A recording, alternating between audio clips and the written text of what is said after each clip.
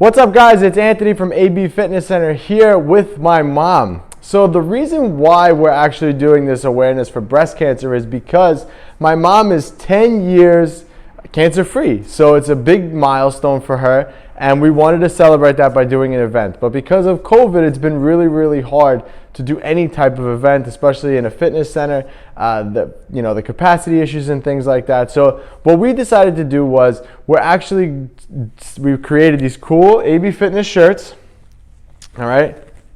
And what we're doing is we're selling the shirts, and 100% of the proceeds are gonna get donated to the Susan G. Komen Foundation for Breast Cancer. And this is near and dear to my heart because obviously my mom, and if it wasn't for early prevention and detection, my mom might not be here today. So this is extremely important that we help get the word out there for other women who might be going through this. So today we actually got interviewed by the Long Island Herald, and they wanted to hear our story. They saw what we were doing, and they were really interested in hearing my mom's story and what we went through during that time. And most of you guys know my mom and me and my two sisters. My dad was never really around, so we went through it together. So like I said, breast cancer is very near and dear to my heart, and it's something that we're really trying to get the word out there for most women. So hopefully you guys enjoy this video, and if you're interested in picking up a t-shirt, just head on over to abfitnesstrainer.com/t-shirt, and that link will be right here, and you guys can go and pick up your shirt there. But thanks, and enjoy the interview. Wave. So I want to ask a bit about what you're doing for breast cancer awareness, and I know you couldn't do an in-person fundraiser like you did for Heart Month, but I want to ask you a bit about what you are doing and what your inspiration for it is. If you want to just kind of start with that, and then we could go more into your background and what it was like for you recovering and the milestone that is 10 years since you recovered. Yeah, so we usually do charity events pretty often at AB Fitness Center. We're always trying to give back to the community because that's so important. This is near and dear to my heart because it's obviously my mom, so it's really important. It's a big milestone. I had something planned last year to do like a big event. I really wanted to do something big for 10 years, so I was gonna like surprise her, get balloons, and make it like a whole big thing. But with COVID and stuff, it was just, it's too complicated. I really wanted to try, but with all the restrictions that we have, the capacity issues, it would just be logistically a nightmare to try to run an event. Like we'd have to have people outside, waiting, inside, cleaning. So it was too much. So what we decided to do instead was just to make these cool AB Fitness Center shirts and just sell the shirts. So 100% of the proceeds from the shirts are gonna go right back to the Susan G. Komen Breast Cancer Foundation. That's where we're gonna be donating all the money. And we're just trying to bring awareness to breast cancer because it's such a prevalent thing. And early prevention is very important. If it wasn't for early prevention, my mom might not be here. What does the Susan G. Komen Foundation do, and how did you pick that one in particular? Well, I know what they're leading in research for breast cancer. So early prevention is what's really important for women because most women don't even know that they have anything going on. So like for example, when my mom found out, she took a BRCA test, which basically tells you if it's in your genetics that it could happen, and hers came back negative. But because of early prevention, she just told her sisters. My mom has 3 other sisters. She told her sisters like, "Hey, you guys should go get checked." And my aunt had it, but if it wasn't for early prevention, she was at stage 0. So, if it wasn't for that, she might not be here either. So it's crazy, and it's really important for women to get scanned and checked regularly for that. Yeah. And when were you diagnosed with breast cancer, and what was going on in your life at the time, and how did you find out? Well, I did a self-examination, and that's how I found like a little pimple. So I made an appointment, and I went, and he tested it, and he said that it was cancer. But it was a stage 2. So I had to have surgery to remove it. and I took my, I had a mastectomy, bilateral, Double. double. And how long was that process? And Well, I found out in July that I had the cancer, and August 5th they did the surgery. And then I started chemo the end of September, and I did radiation in February.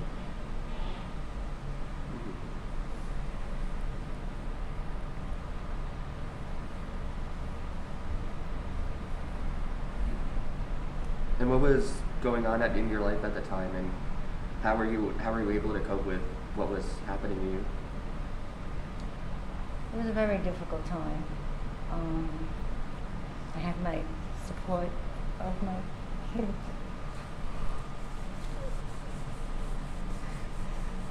You know, one of the things when we found out, my mom, she's really strong. And one of the things with her was when we found out, we said, listen, we're going to take care of this. We're going to do what we can to get it out. And so they didn't know how severe it was until after she had the mastectomy, because they have to go in, they have to check the lymph nodes and see if it went anywhere else, if it spread anywhere else. So I'll never forget, I'm waiting in the waiting room for everything for the surgery to be over. The doctor comes out and tells me, listen, it traveled into the lymph nodes. And I'm like, oh my God, what does this mean now? What's going on? He goes, she's going to have chemo, she's going to have radiation, the whole bit. And I remember being crushed because I knew going into it, we were like, okay, just let's get one step at a time, do the surgery. Maybe it's nothing, maybe it didn't spread. So now, I go into the room to see her. She's coming out of surgery. Hey, you're a little woozy after surgery and stuff. And she had asked me, did they take it all out? Are we good? And I remember I was so devastated. I'm like, I can't tell her this right now. So I just said, no. I told her, I was like, yeah, you're fine. Let her recover. And then it ended up the doctor told her the next day what was going on. And we just took the necessary steps to move forward.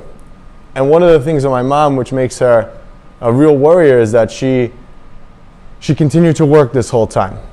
My dad's not in the picture, so as my mom basically, my sisters were younger at the time, so she's basically supporting the whole house.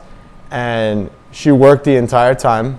She did not miss one day of work. I don't think you missed one day of work. No. And it's a true testament to when you have to go through something like that, to just push through and just keep going for everybody else around you. And that's what my mom is really, really good at doing, being strong for. Her thing is, and she'll probably say it in a second, but it's like, I do it for my kids.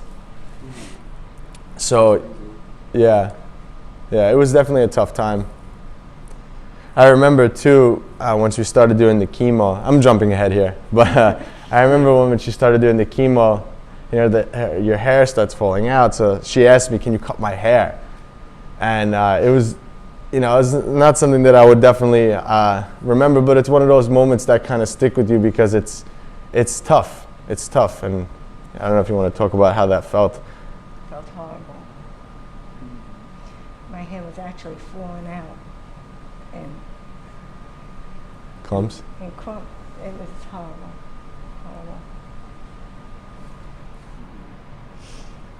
And did you wear a wig, or did you have some remedy that you found together, or did you just stick it out and go through that?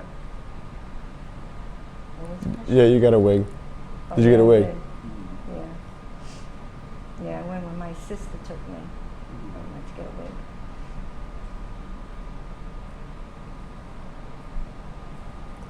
And what do you do for a living? I work in a radiology office.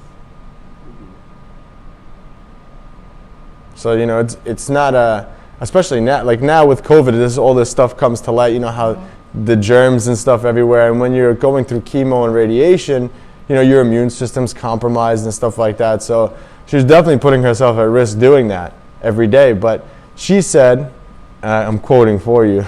She said that it kept her going because it kept her mind busy. And I think that that's a good point for most people to realize, that a lot of people sit there and self-pity. Oh, woe is me, woe is me, woe is me. But and I tell all of our clients this too, action always cures everything. So the more you take action on things and the more you keep your mind occupied, the better off you're going to be. And I think that shows, and this is what makes her so strong, and this is why we really were trying to honor her 10-year event, because it's a big milestone, huge milestone. And are you still in the same radiology office? Yes, How long have you been there? Forever. 23 years. What's the name of it, if you don't mind? We were South Shore Radiology, but now Pro Health took us over. So, Pro Health.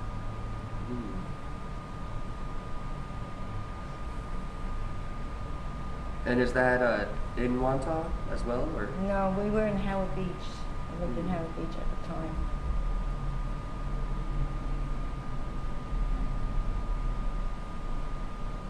And when were you deemed cancer-free?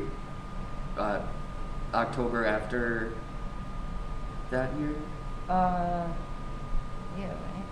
Yeah, I don't remember the exact I date. don't remember the exact date either, but So what happened was, I remember she had to go for the chemo. I forget how many rounds of chemo you did. I did 4 months. So 4 months worth of 4 chemo. months. What was it, every week or every other week? I don't remember. Every 2 weeks. Every 2 weeks. So, and then after that was like really the big relief after the chemo, because the chemo is tough. The chemo is the thing, I mean, watching it firsthand, I mean, you could talk about that. But, the chemo is the tough part of all of it. And watching someone go through chemo was tough. And then after she finished the chemo, that was like a big break, because literally, if it is a 2 week time, I think it is, you watch someone get really, really sick, and then they get better in the 2 weeks, and then they got to get really, really sick again. And I remember sitting there in the chemo appointments with her, because you got to sit there and, I forget how long, was it an hour? Yeah. It was like an hour of like fluid drip basically, and you're sitting there and just waiting for it, and then you go home. It's like you're going to get sick, and it was really, really tough to watch and experience. But once you completed the chemo, that was when it was really like a big sigh of relief. I mean, the radiation's definitely more localized, so you go in, you're in and out in 10 minutes. So the radiation was definitely a lot easier. The radiation was definitely not as scary as the chemo. The radiation was much easier. Yeah, the chemo was really, really scary. Scary to watch, seeing that, but it all worked.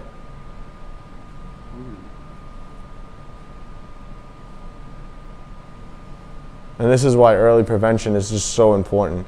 You got to get checked. This way you don't have to go through that, because even if you have to do radiation, it's a lot easier of a thing than watching someone go through the chemo. Yeah.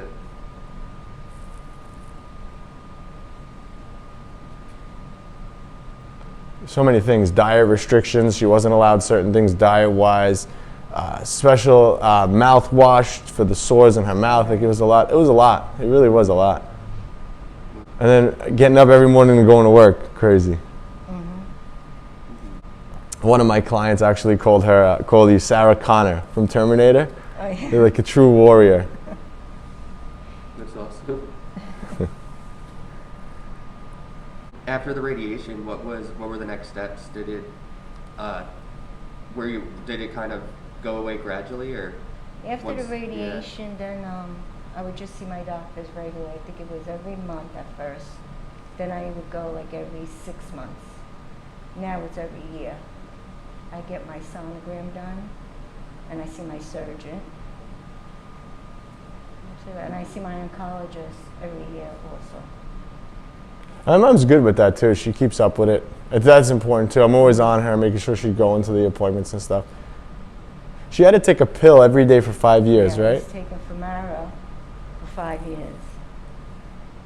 Was that right after radiation? I don't remember. It was right after you finished the radiation? Mm-hmm. How long did you go to radiation for? 6 weeks. Yeah. But radiation's 5 days a week. But the radiation wasn't bad. Is this your first time doing something for breast cancer awareness since you were deemed cancer-free? Yeah. I've always been donating outside. I've always been doing that privately. This is the first year that I really wanted to make a big thing out of it, a big event. Like I said, just early prevention is so, so important. I mean, just having that, a basic self-examination like what she did is something that prevented it, because she could have just easily ignored that and said, this is nothing. But I was going to ignore it. I was, but then something inside says, no, have it checked out. My instincts.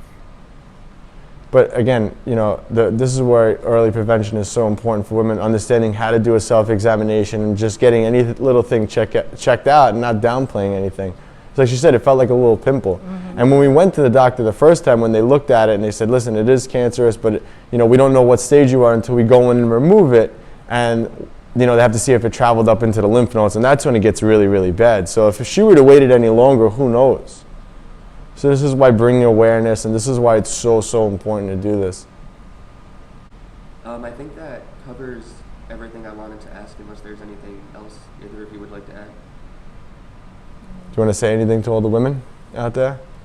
What would be your words of wisdom if someone's going through cancer? Yeah. What would you say? What would you give? Just be strong and hang in there, and it all will work out at the end.